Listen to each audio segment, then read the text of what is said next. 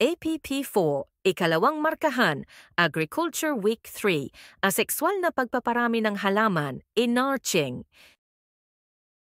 Enarching ay isang pamamaraan ng pagpaparami ng halaman sa pamamagitan ng pagsasanib ng dalawang bahagi ng halaman upang magpatuloy ang paglaki.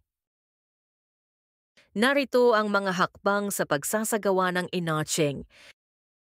Una, pumili ng malusog na rootstock, punong halaman na tutubuan at isang angkop na sanga o tangkay mula sa halaman na nais paramihin.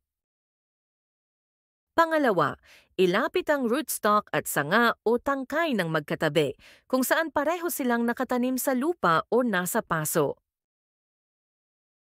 Pangatlo, gupitin ng pahilig ang magkabilang bahagi ng rootstock at sanga o tangkay upang magtugma ang kanilang cambium layer, bahagi ng halaman kung saan nagaganap ang paglaki. Pang-apat, ibalot at itali ito ng mahigpit gamit ang tape o grafting clip upang manatiling magkadikit.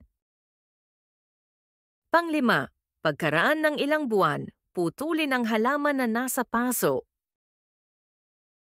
Ang enarching ay isang epektibong pamamaraan na nakakatulong sa pagpaparami ng halaman, pagpapataas ng ani at pagpapanatili ng mga magagandang katangian ng mga puno at halaman.